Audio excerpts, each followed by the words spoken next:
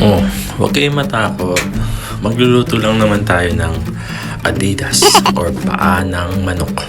So, ito yung mga ingredients na gagamitin natin sa pagluluto ng adidas or paa ng manok. Ayan, syempre, kailangan muna natin tanggalin yung kuko ng paa ng manok. Kasi hindi naman tayo talaga kumakain ng kuko.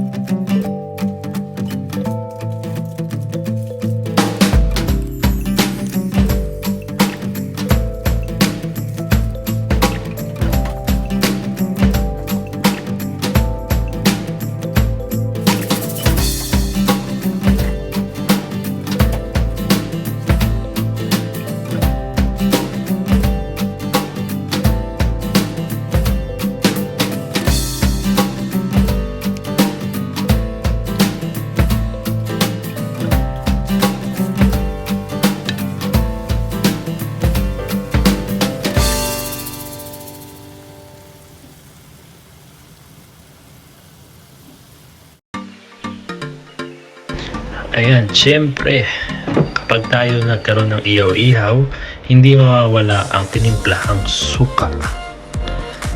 Ayan, nilagyan ko na siya ng sili para medyo may spice yung suka natin.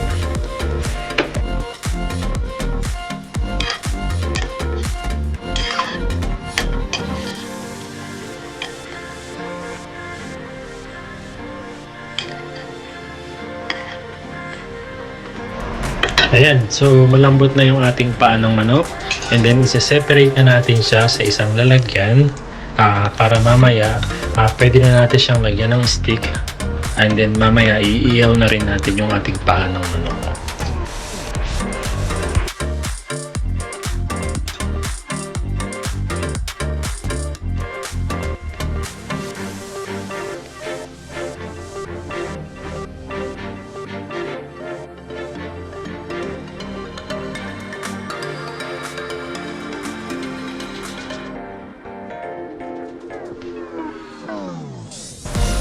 Ayan, so ready na siya. Pwede na nating iihaw yung ating adidas o yung paa ng manok.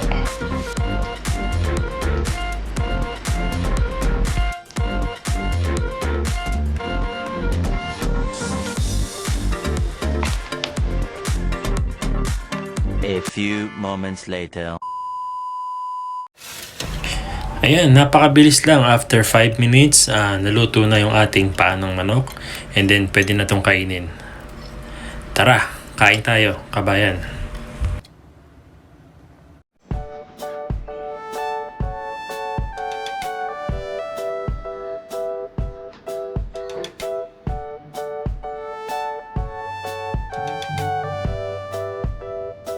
Si? Oishi?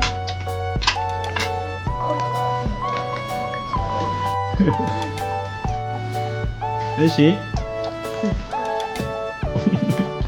Apa yan?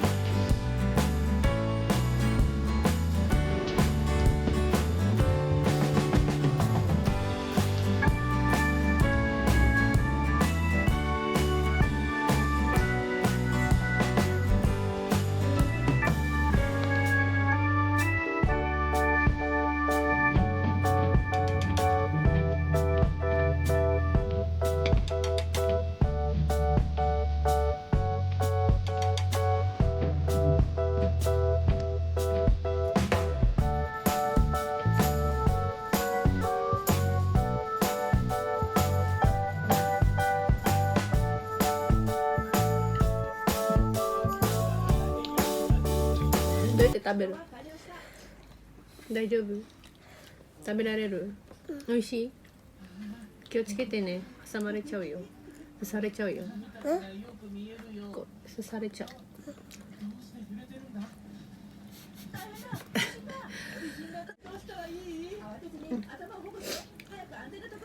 うんもう終わり。もう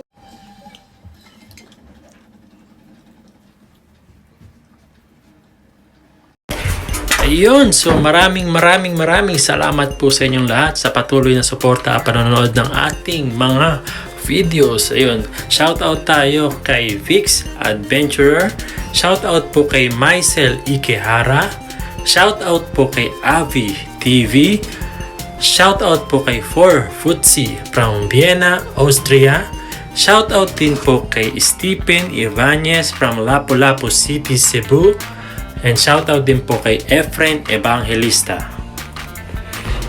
Ayan, syempre, shoutout din po kay Yan Kun. Shoutout din po kay Vidal Bautista. Shoutout din po kay Ryan Tobias. Shoutout din po kay Renz Snow Japan TV. Shoutout din po kay Vogs TV. At shoutout din syempre kay Lucin Boy TV. Ayan, maraming salamat mga kabayan sa patuloy niyong suporta sa aming channel.